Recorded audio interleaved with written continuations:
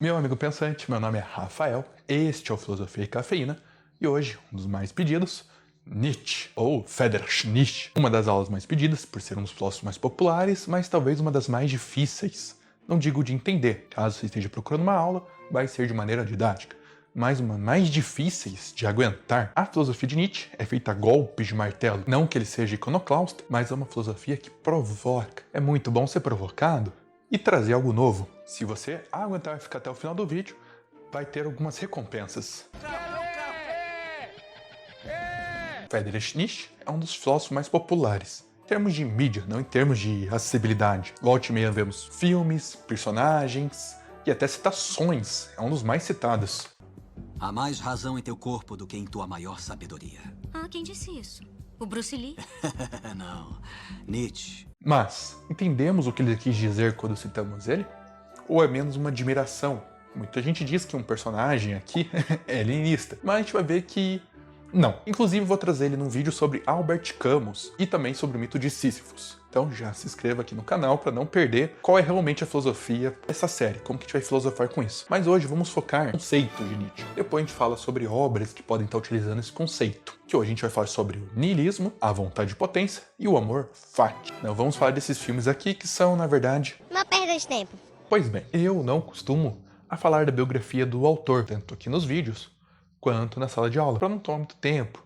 Acho que muitas vezes é uma encheção de linguiça. Mas no caso de Sócrates, Rousseau, Marco Aurélio, e principalmente aqui no caso do Nietzsche, eu acho importante, que não é apenas para encher linguiça, mas é muito importante porque a obra e a vida do Nietzsche às vezes se confundem. Nietzsche vai falar do niilismo, do nada, superação, o homem além do homem, mas a vida dele passou por muitas coisas assim também. O próprio Nietzsche, ele tem críticas à religião, que, aliás, eu vou deixar uma das recomendações, este vídeo aqui sobre filósofos ateus. Ele nasceu numa família de pastores. O Nietzsche pai era pastor e queria que o mesmo filho fosse. Ele até foi por um tempo, mesmo odiando.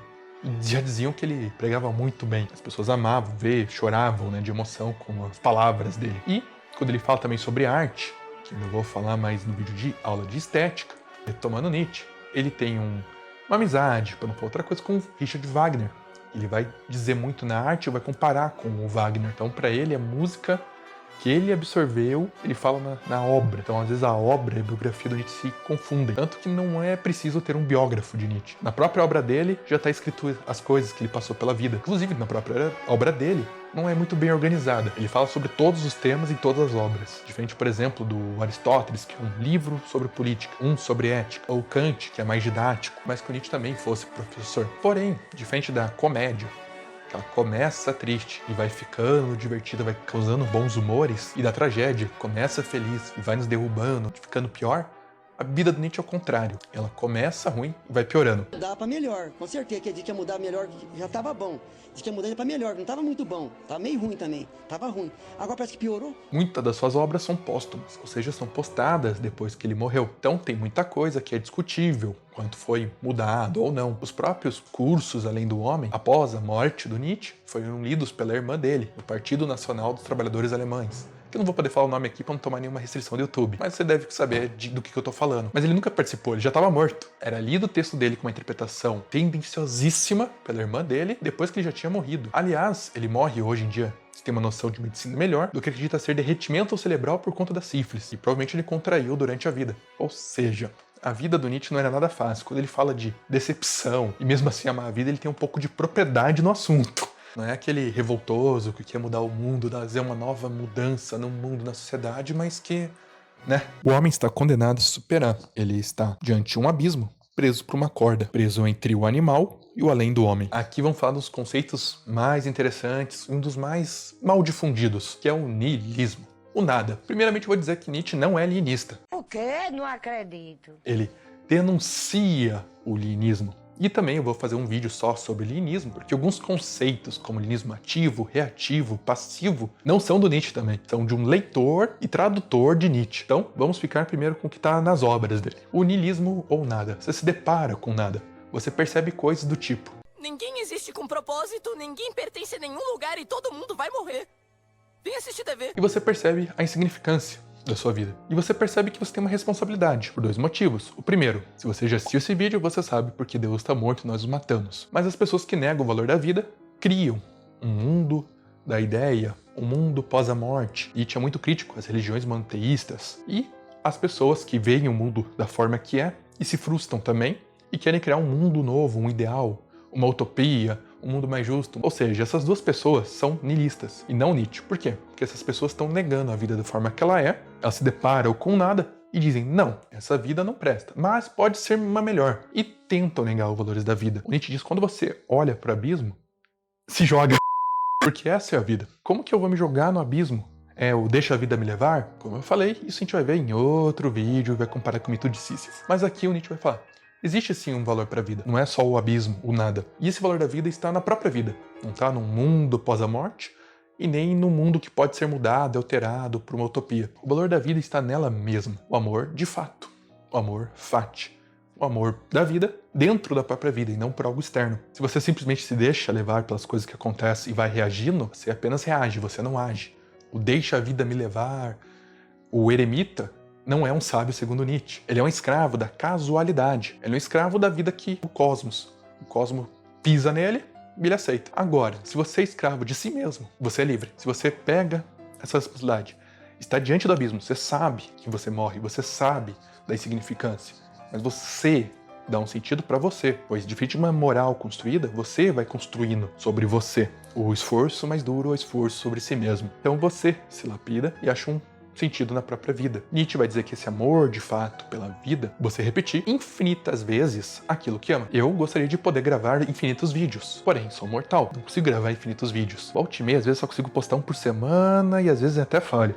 Mas, enfim, gostaria muito de gravar infinitos vídeos, mas não posso. Um músico gostaria de tocar infinitas músicas.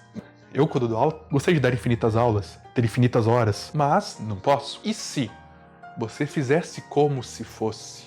Seria infinito dentro do finito. Se você não pode fazer uma coisa, depois fazê-la de volta e de volta e de volta, até porque você tem a causalidade ainda influenciando sobre você, e se você fosse feliz? Porque quando você faz algo, você faz desejando a eternidade daquele momento. A vida é só momentos tenebrosos, mas algumas vezes a vida também te surpreende. Como não diria o Nietzsche, né? Mas se a vida ela vai te... Você tem duas opções. Deixar, vida me levar, vida leva eu. Ou menos olhar nos olhos, né? Quando você olha nos olhos, a experiência é um pouco mais agradável. Então você vive aquele momento desejando a eternidade dele. Felicidade é viver o momento desejando a eternidade. Ou algo mais ou menos assim, como tá no quadro. Então, eu faço o meu vídeo desejando que ele seja eterno. Por mais que o meu watch time é lá pra baixo, porque ninguém vai assistir um vídeo eterno, mas eu faço um vídeo como se ele fosse eterno. Eu dou uma aula achando que ela vai durar a eternidade. Para mim seria felicidade se minha aula durasse a eternidade. Para a maioria dos alunos eu não garanto. Para alguns eu sei que sim, mas para outros não. Então você faz aquele momento durar a eternidade. E quando tem uma inspiração, você tem uma boa ideia, um bom insight, ele dura pouco, mas é como se tivesse uma eternidade ali dentro. Uma dor de cabeça dura semanas. Uma sensação boa dura segundos, porque ele tem mais valor. Ou seja, aquela vida insignificante que logo acaba, agora ela tem mais valor, até porque ela dura pouco. Mas aqui para Nietzsche é uma relação real, de vida para vida. A vida em si mesma. A vida sem a música seria um erro. Para finalizar esta parte, esse aqui é o principal termo que a gente vai ver em várias obras, tá? Mas para finalizar essa parte, gostaria de dar uma pequena introdução sobre o assunto que mais cai em provas, mas que vai ficar para uma outra aula, aula de estética. Você que já é inscrito no canal, viu Genealogia da Moral, na aula sobre ética e moral. Você que é inscrito nesse canal, viu sobre por que Deus está morto e nós os matamos no anticristo, na aula sobre os filósofos ateus.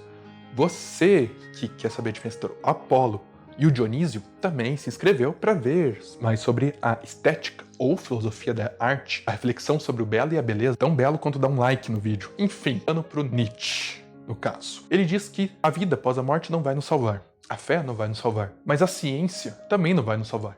A razão também não vai nos salvar.